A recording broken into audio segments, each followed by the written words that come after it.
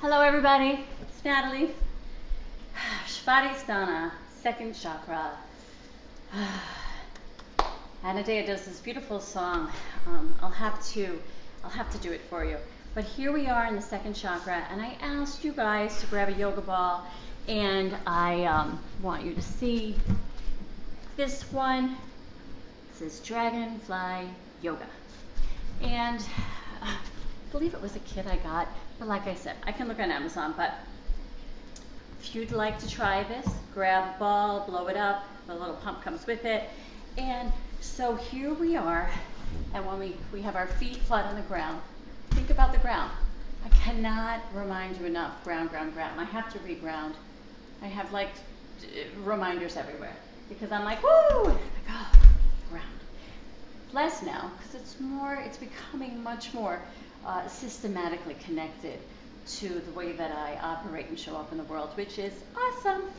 So, not that there was anything wrong with me before, it's just that there's more access for myself to have energy for everything that's happening in the now moment, not from the back then moment. And even in that history in the past might not even be real. You know, our memory serves us in much different ways, and we'll talk about that another time. But anyway, back to the ball. So here we are, got our ground root chakra right at the sits bone here. Then we're coming up and we're in the sacral plexus. So when you're on a ball, I feel like it's easier to start activating right where that curvature of your spine is. And so my feet are flat on the ground, and I'm not like wiggling because I'm not wiggling, I like wiggling, we'll keep it, because my feet are firmly pressed in, and so I'm pushed down and out, really activating my ground. And now I'm able to start isolating that second chakra. And so as we do these hip openers and we start noticing, often for me, so it's right here in my second chakra, really and on the right side, whole nother thing, but I'll share with you more about. Left side's a little bit more connected to the female energy, the right side to the male energy, and we have that, both of that within ourselves. So I want you to get this ball, and I want you to say, I have to go right now, I'm sorry, I need like 5 minutes because I have to go play on a ball. My trainer tells me I have to go play a little bit. I have to go roll around. I've got to go move my body. Maybe you put on one of your favorite songs. I was going to put some music on here, but I'll be the chatter. So, and now you can really tell, like, if you're like, you have to hold on to things, and that's okay. Zero judgment. The more you can get into your ground, I notice for myself, I can feel my rigidity. I'm like right? I've got this little locked, tight, compartmentalized body. There have been times it's been bigger, tight but bigger, and then times it's been very small. This is something I want you to think about. We build the body we need to survive the charge of our childhood. Not saying right or wrong, not saying good or bad. This is not like a let's go bash our parents ever. They did the best they could with what they had at the time, and I know that. And I know that for myself. So I'm just asking us to put every one of our caregivers who loved us so much on my couch. They're totally safe. I'm feeding them, taking care of them, looking out for them. And then you get to come here on your ball for your second chakra. And you get to kind of think about how maybe you could have used more this, more that. This would have been nice. That would have been nice. It's okay. And it's important to come in here, roll on your ball, connect with that younger part of yourself. Tap right in here. It's okay. It really fills me with emotion right away just thinking about the people that I'm connecting with and hoping to offer this help with, that they're doing this as I'm doing this. And that together, I can feel the charge.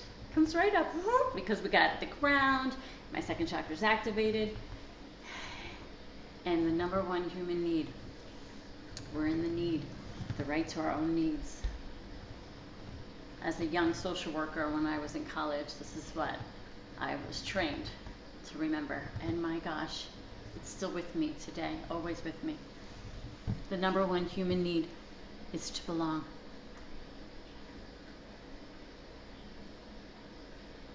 So maybe there were parts of you that didn't get to belong in the way that you could have benefited from when you were young. You know, I would have loved to have known my father. And it feels good to be able to say that, to acknowledge that. For so long was so much more about, I'm good, that's what happened, ba ba ba. No, I know you've heard my story, and thank you for listening. And I will always listen to your story as well. And the more that we can tell our stuff and we can get it out in an appropriate way, I mean, I don't drop these bombs just everywhere, but I can say them so much more now, my truths, without all this charge and being hijacked into something else or whatever's going on. Not saying that it doesn't sometimes happen, it does, and that's okay. But what I'd like to say here is the number one human need, to belong. And maybe you were raised by someone who didn't have that need fulfilled as well. My heart goes out to them.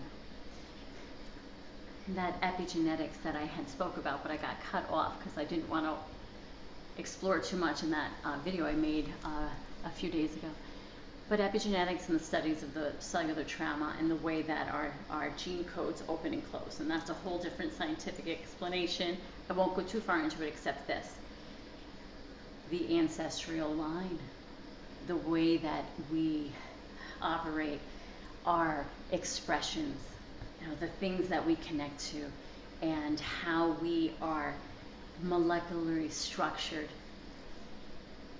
We have stuff from our parents, great gifts, and then wounds that come from places that we can't identify with. I have incredible stories, and I will share them with you at some point. But in this moment here, I didn't get to know my father, be held by him, taken out for an ice cream cone, you know, to hold his hand, see him and have memories. But now, because of this work, I can access that feeling. And I do believe in energy, and I know that he's with us now as I share this with you, and that feels really good. I feel very proud. And I feel really grateful that I can do this work, and hopefully I can help the people that are ready. And I wish that he could have gotten that when he was 27, really needing some support and some strength and some self-compassionate care so that he could make different choices, but that wasn't there for him now. But it is here for us now. And that's significant. The right to belong even to your own biological family. That genetic connection. The other part of my social work training that was very, very painful and very powerful is this. Even in the most dysfunctional, destructional families, the goal of always trying to keep families together for like human connection. And we think about the limbic system, which is something we're really activating here in the second chakra. The system in regards to the feel sense, the sensate, mothers sensing when their children are in danger, brothers and sisters and individuals knowing just by some sense that's going on in their house, what's going on with their family. This is a deep, deep part of our DNA, of our survival genes. And in the limbic system, we can really connect.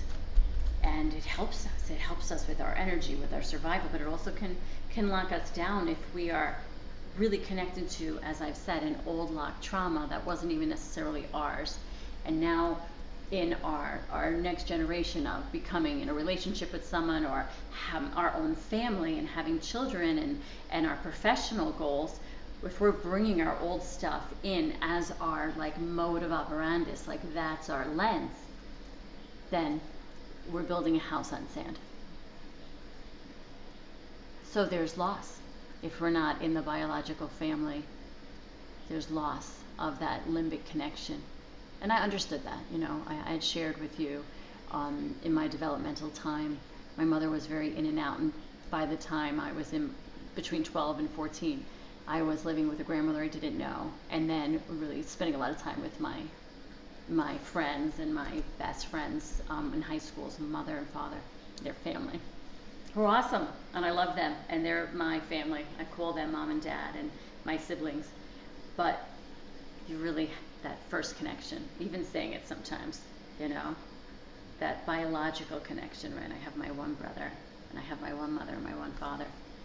And, but to have enough, and then to have more, how fortunate am I?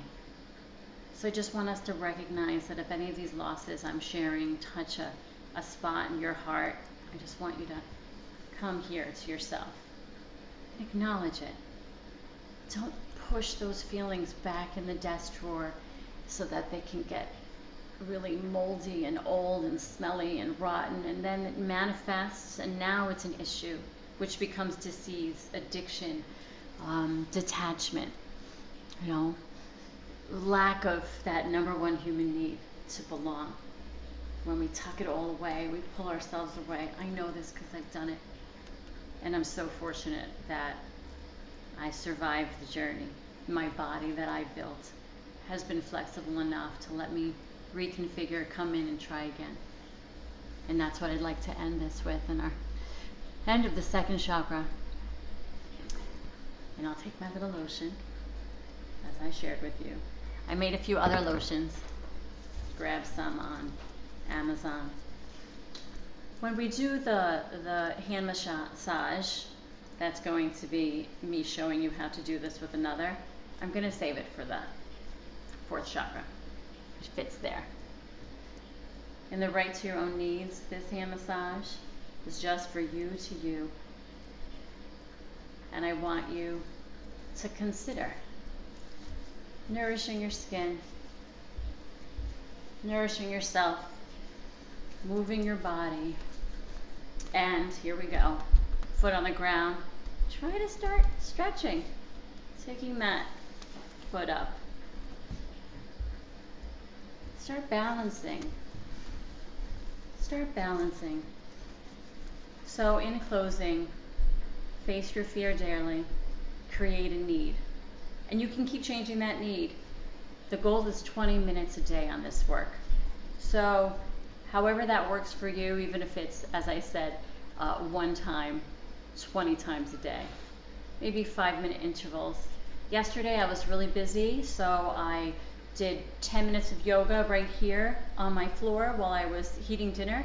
Then I ran downstairs and I did 5 minutes of rowing, which was really hard. And then I came back up and I did 5 minutes of relaxation before we ate dinner. And so I just want you to think about that, about ways in which you can take care of yourself. If you can give yourself 20 minutes at a clip, then you've done that too. But in the give yourself a bleep and break, you can lay in Shavasana, which is corpse pose, right on the ground. Just listen to these videos and know that you are shifting so much. And I just want to thank you, and I want you to know that it's time for me to go do my mother's needs, because I can see my son walking back and forth in the kitchen. There he is. And he's got a little giggle for you too. All right, well, namaste to you, and I'll be in touch soon.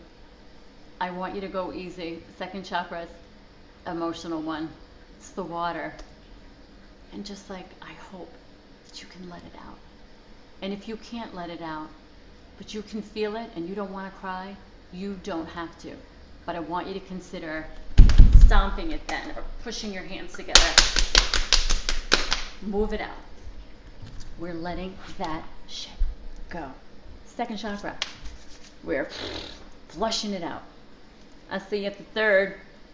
This one's fun. Mwah.